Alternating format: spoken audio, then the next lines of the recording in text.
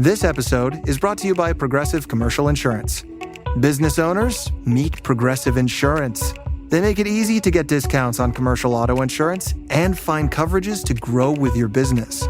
Quote in as little as 6 minutes at progressivecommercial.com. Progressive Casualty Insurance Company. Coverage provided and serviced by affiliated and third-party insurers. Discounts and coverage selections not available in all states or situations.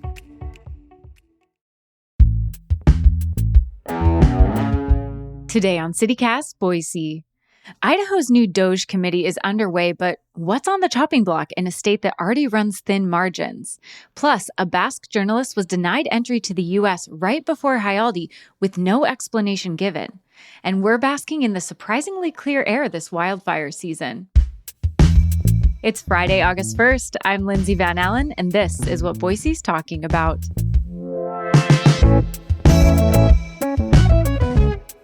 Happy Friday, everyone. And joining me this week to break down the headlines is our executive producer, Frankie Barnhill. Thank you so much for being here today, Frankie.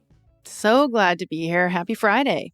And before we get into this week's headlines, and there is a lot to talk about, one of the reasons we do what we do with shows like today's Friday News Roundup is because we want you to feel connected and part of the local conversations. If you're anything like me, national headlines can feel overwhelming and disempowering, but a theme in a lot of our new neighbor messages that we've been getting is that on CityCast Boise, we're an antidote to that, and we're connecting like-minded people who want to make our city better.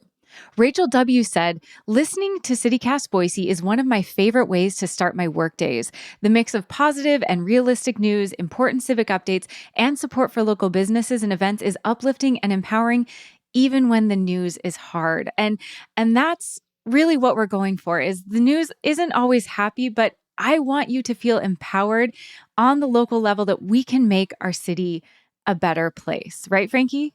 Oh my gosh. Yeah. Wow. Rachel W. She really said it right there. That's exactly what we're doing here on CityCast Boise. So thanks to her for becoming a CityCast Boise member and getting it and joining the neighborhood. And you know what? I have some news I want to share with everybody. We haven't talked about this. We've been so excited about our CityCast Boise Neighbors program that I think we kind of forgot. Hey, y'all, we're number one. And by that, I mean, we won Best Podcast in Boise Weekly's Best of Boise 2025.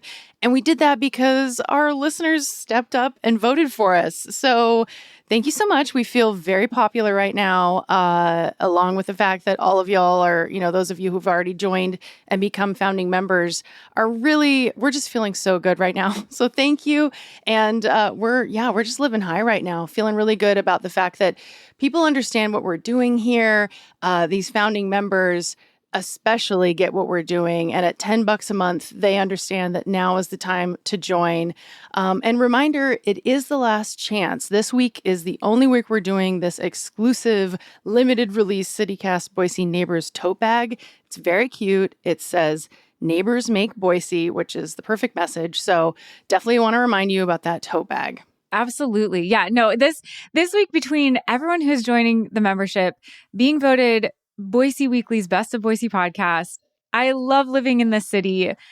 Even with all of the craziness that happens, being part of this Boise community means so much. And again, I want to invite you to be a founding neighbor by going to membership.citycast.fm. That's membership.citycast.fm. Okay, now, Frankie, we've got to talk about Idaho DOGE, because if the federal government is doing it, Governor Little in Idaho are going to want to try to copy it clearly. And that even comes down to DOGE.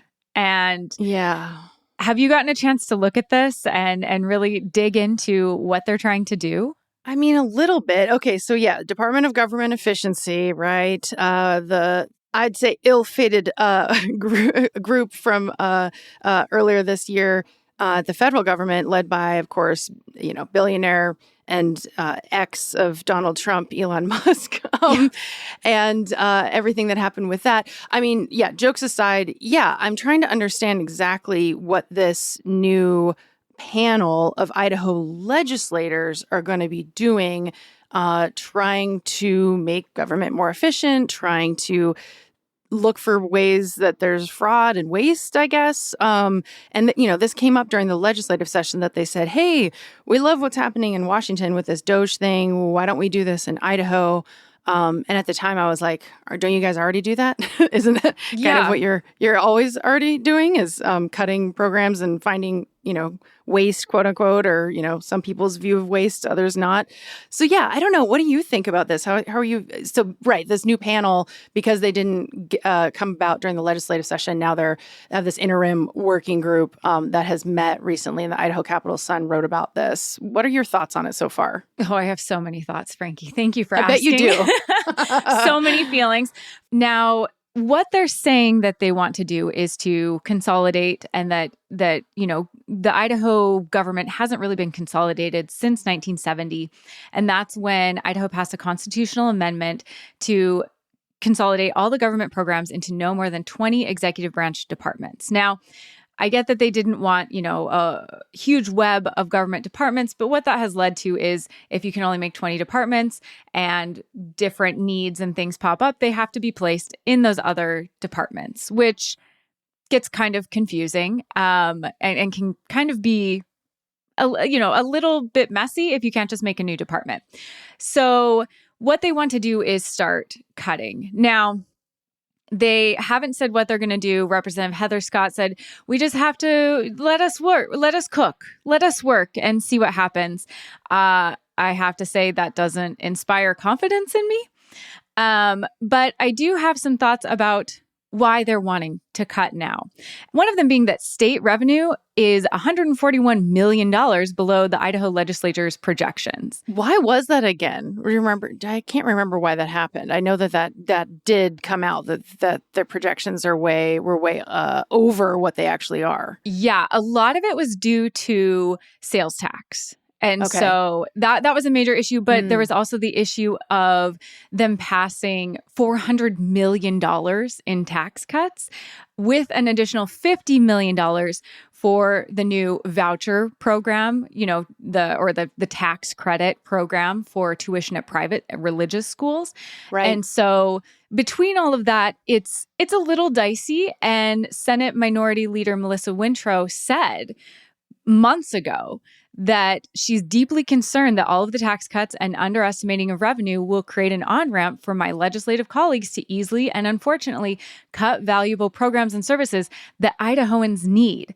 And that's what she's been dreading this whole time. Even though the idea of Idaho DOGE didn't pass in the legislature, they're seeing the writing is on the wall, that revenue is not as much as they wanted. They passed these massive tax cuts, and the administrative costs for the private school tax credit has risen astronomically. It was originally projected as a one-time $125,000. We just got to get people to code it for us. And now it's up to $675,000. And Representative Ehlers is calling for, if you have anything that could be cut, let them know. They want suggestions.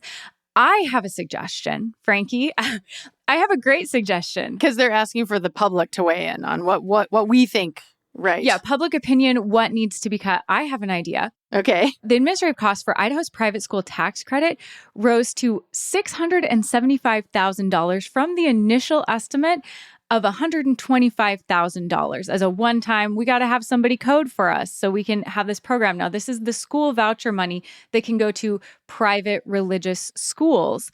Now, initially, they were just saying, we just need a setup cost.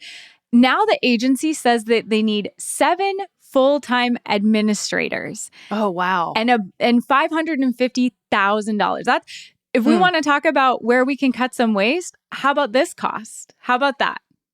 7 full-time employees that we didn't previously need for a voucher program. And according to the Idaho Center for Fiscal Policy, the initial cost projected for this voucher tax credit program was going to be $50 million. But legislators are now talking about getting rid of that cap, and the cost could balloon to $330 million annually. Wow. So my feelings about why do they feel like Idaho needs a DOGE program now could be because the same people who are now telling us we need to cut have been very fiscally irresponsible. Yeah, just this last legislative session with all these changes that you mentioned, the voucher program, the tax cuts, all of that. Yeah, interesting. And of course, if we are looking at the federal model of DOGE, it's still early to know exactly what the impacts have been as far as what it has saved the federal government and taxpayers.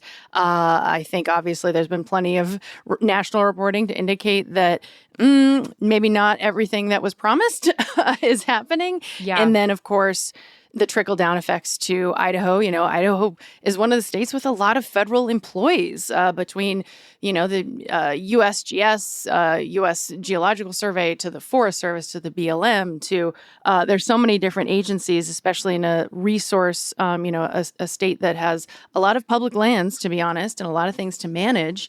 We know that folks have lost their jobs, that there are projects that have been stalled or are being challenged because of the fact that there aren't as many people to do them.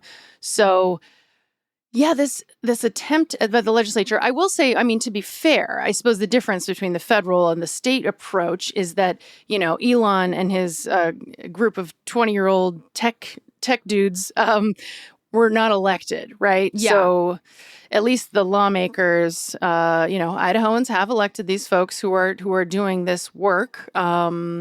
And so I guess we have that accountability, that direct accountability with these folks to hold them to it. But yeah, it is interesting given, again, Idaho is usually so down to the bone with services already. Yeah.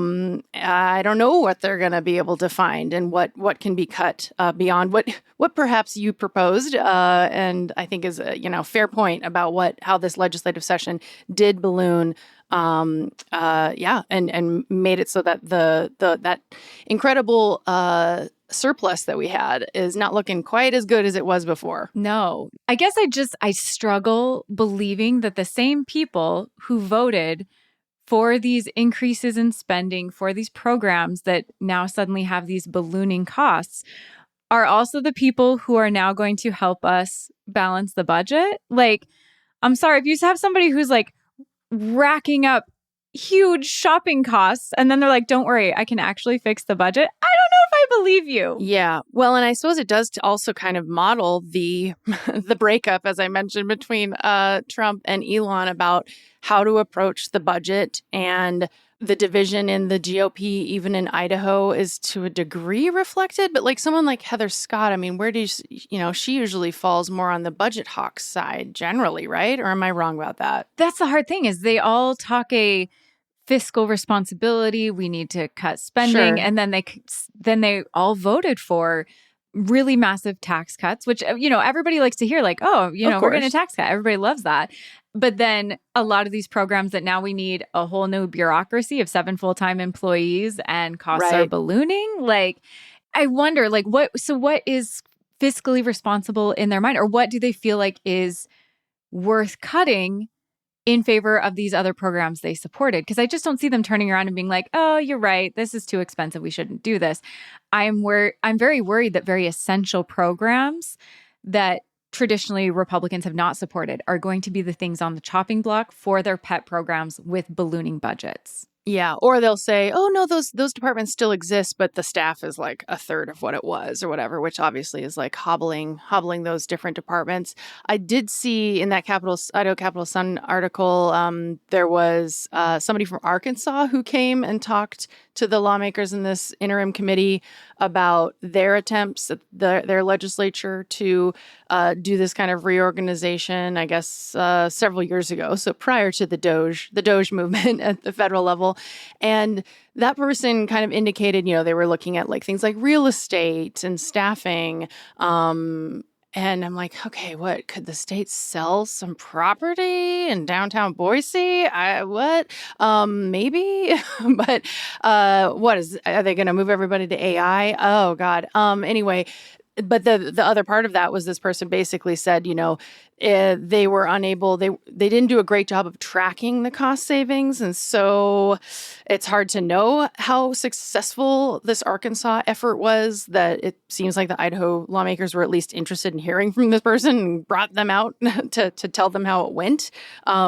So maybe lessons learned, I guess, about making sure that if there are any cuts, like how do you actually track that and how transparent will that be? I am having flashbacks to the Elon Musk website that was, supposedly tracking things, and then the numbers would be like proven very inaccurate and just all over the place, and then changed and all of that stuff. So we'll see.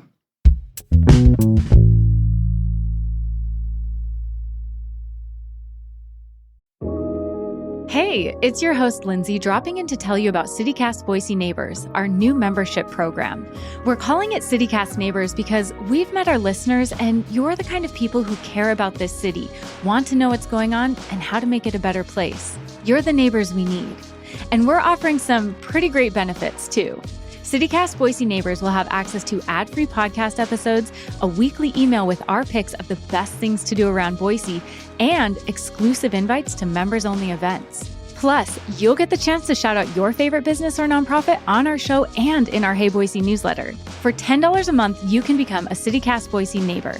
Join today at membership.citycast.fm. That's membership.citycast.fm. Your support keeps the show going strong, and we're so excited for you to be joining us on this journey. Thanks, Boise. Morning decisions. A creamy mocha frappuccino drink? A sweet vanilla? Maybe a smooth caramel or that white chocolate mocha.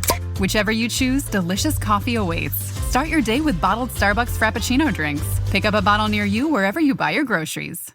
Okay, Frankie, it is time for what is quickly becoming one of my favorite parts of the workday, and that is checking the Slack notifications. I had to calm down after the DOGE conversation, and I wanted some good news to see where we are. And please check me if my math is wrong, but I think we have 40 members. Am I correct? Oh my God. Okay. You are absolutely correct. I too was having one eye on Slack going, oh my gosh, more people are joining CityCast Boise Neighbors as we speak. Yeah. Y'all, we did it. We're over 40 officially. Woo! If only we had champagne right now. I don't know. It's too early, but yeah, this is so exciting. And here, I'm going to take a deep breath and read off some of the names of the folks who have joined since yesterday. Okay, Jillian C., Sean J., Shannon W., Sherry J. joined, Susie D. joined, Kathleen K., Sherry S., Lisa B., Shelby S., Clayton O., Ileana J., Rachel W., Jennifer R. Oh my gosh, so many people. But you know what? I'm kind of feeling, this is a thing that I think about with Boise, is oftentimes I feel like Boise is underrated and is kind of an underdog in general. I feel like there's a lot of underdog energy that Boiseans give off. And in some ways, I think we're discounted. But then also on the other hand, it's like, you know what? Then it's even more fun when we exceed expectations. So sure, 40 founding members was our goal. We have hit it. Thank you, everybody who has already joined. But I think 40 is low. I think Boise can show up and do more than 40. Absolutely. We know that there are more than 40 people listening to this podcast right now. So you should become a neighbor as well and help us really prove that Boise can do way more than what's expected. And we can absolutely crush this goal. Yeah, no, that's actually one of the things I love about Boise. I kind of thought 40 was a pie in the sky estimate. I was like, I think maybe we can do it. We can really reach. Boise, you blew it out of the water.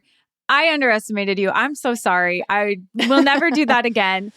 So Frankie, I'm so curious, how high do you think we can go? Like, how much is Boise going to show up this week? Because that's the thing about Boise. We show up for each other. I agree. I think, to be honest, it's a growing city. It's a growing community. There are so many people who are finding us every day and who are understanding, what we're doing here on the Friday News Roundup. Yeah, we're going to talk about some headlines that are puzzling and frustrating. And then we're also going to, make you laugh a little bit here and there.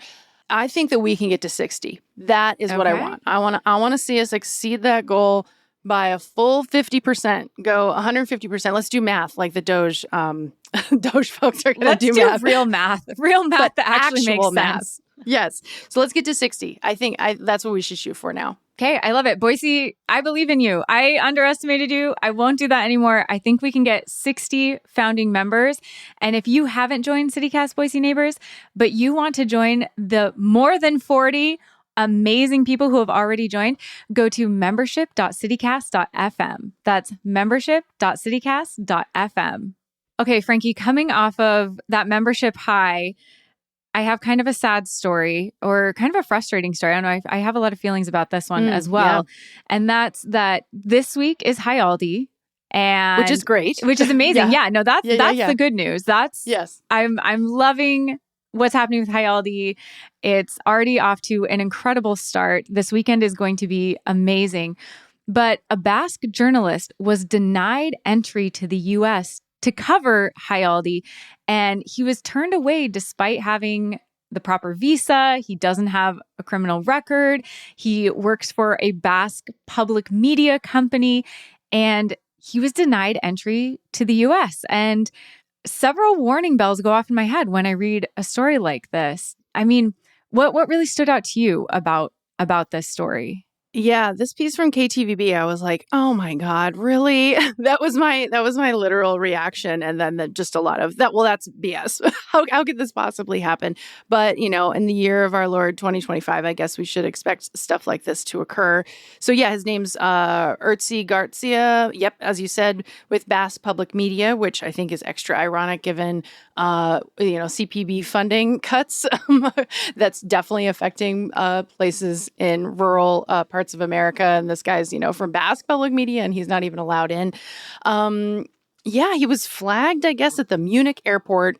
And the only explanation that was given by the gate attendants was that, American authorities had called either the airport or the airline and told him to not allow him to board. As you said, even though he'd been cleared, he's a journalist there, well known in the Basque Country as a journalist, and the rest of his team made it to Boise. So there's other journalists from the same outlet that made it, but for whatever reason, he was flagged. And it's giving the F word. It's giving what censorship? I don't know.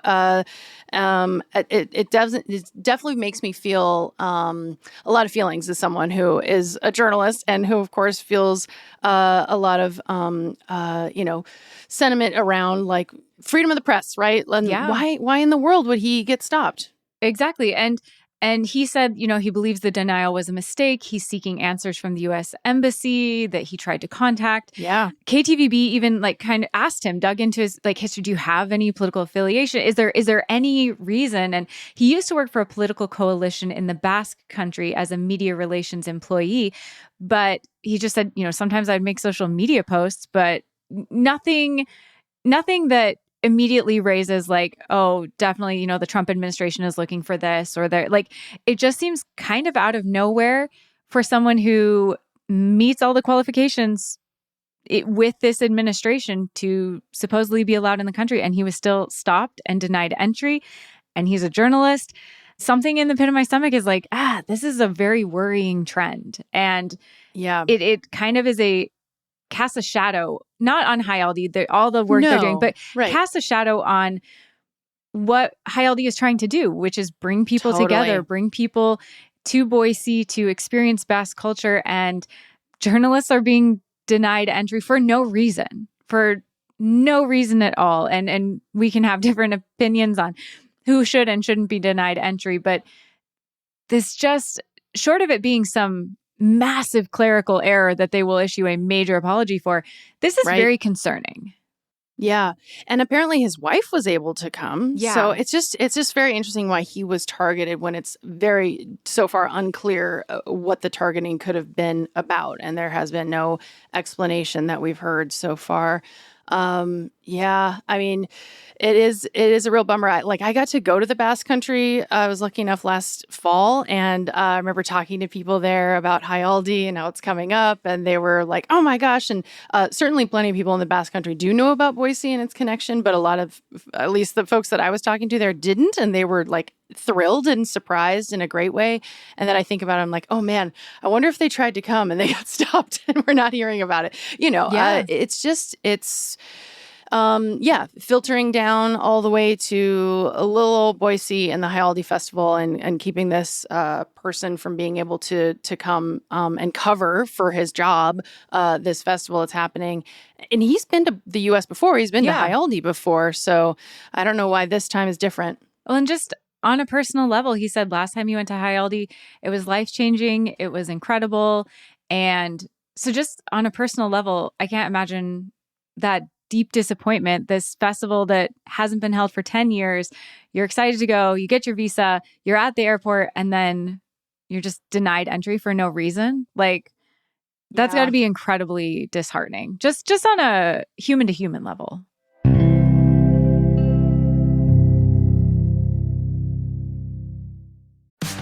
Class is now in session, and the UPS Store is here to help you ace arriving on campus. Our certified packing experts can pack everything you need, from desktops to decor. Plus, when you pack and ship with us, you get our exclusive pack and ship guarantee. Your items arrive safe or your money back. Restrictions and limitations apply. To get a 20% off packing coupon and for full details, visit theupsstore.com/packing.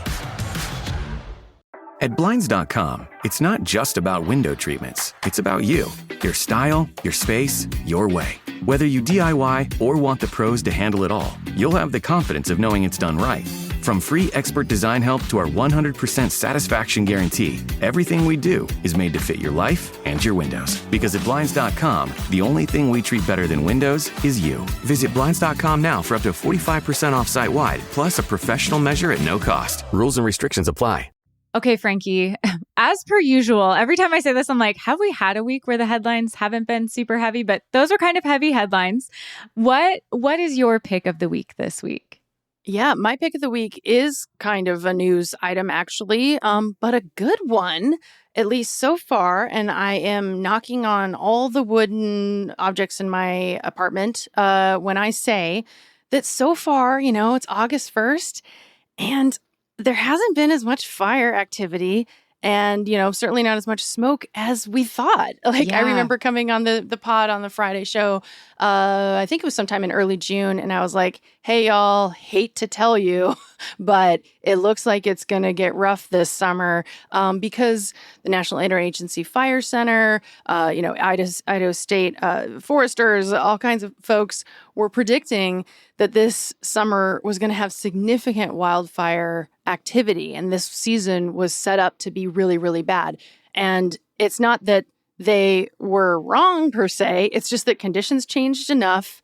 And so far, again, knock on all the wooden objects in your house, people haven't been super stupid with starting fires in the wilderness and stuff.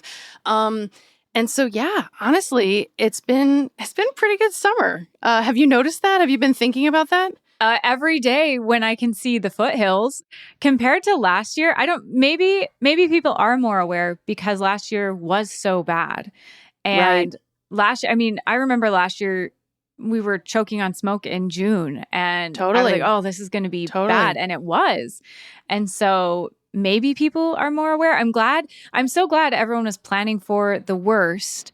Right. And then it hasn't turned out to be that bad. That's always the best case scenario is we plan for it to be awful. Yes. And if it's not awful, we celebrate the fact that we're all enjoying the outdoors without, smoke all around us.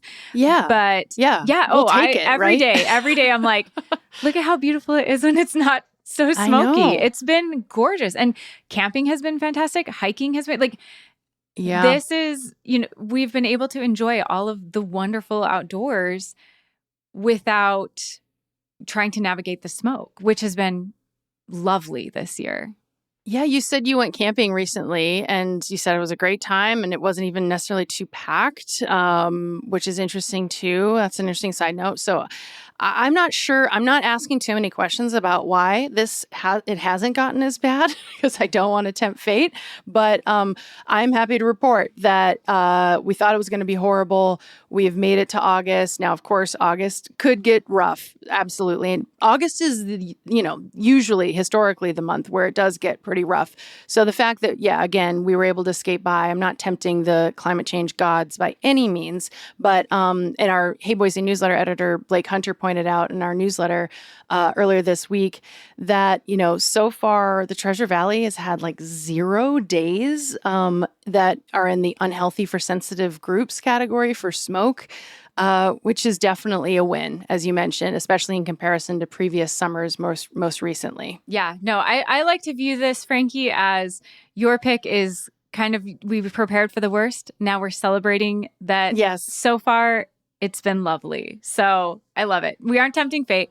We're just celebrating a win. A win's a win. Right? And we have other wins to celebrate. So anyway, that's my pick of the week. What about yours? Okay, my pick of the week is everyone who has joined CityCast Boise Neighbors. Yes. Going into this week, I was so nervous. I didn't know what to expect. I'm going to be honest, it feels weird for me to ask people to spend their money to join something. Right. It feels really unnatural for me. And so that was really a stretch, but I love this community. I was like, I really want us to build something amazing. I think Boise is ready for it. And you all showed up so much more phenomenally than I even could have guessed. Like I have been stressed all week about this. Before I go to bed, I'm like, okay, are people going to join?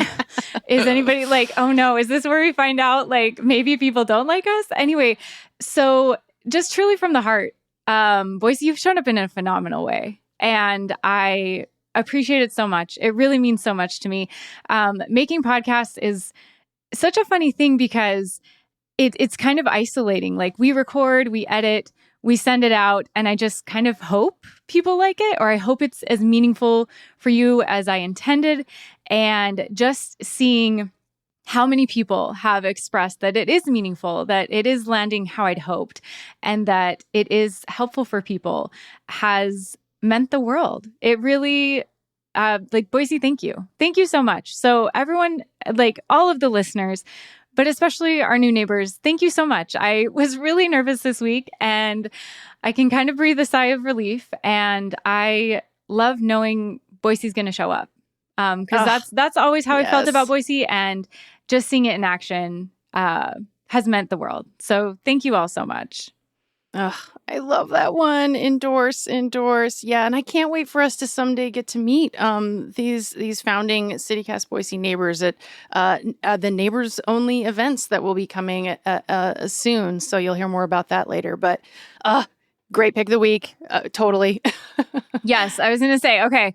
I'm so excited, to meet you at these members only events. If you haven't joined, you've been hearing about it all week. This is the time. If you've been waiting, it's Friday. Head on over to membership.citycast.fm to give the show some love. Become one of our founding neighbors. It's $10 a month. And this week only, you get the custom CityCast Boise tote. You'll get exclusive benefits to our members only events, a chance to shout out businesses you love. Jennifer R. said, I love your podcast. I hate ads. This is a great way to support a podcast I listen to regularly and support community content. And honestly, same. I feel the same way, Jennifer. So by becoming a neighbor, you'll get ad-free listening. Do what Jennifer did. Head to membership.citycast.fm. Thank you so much, everyone.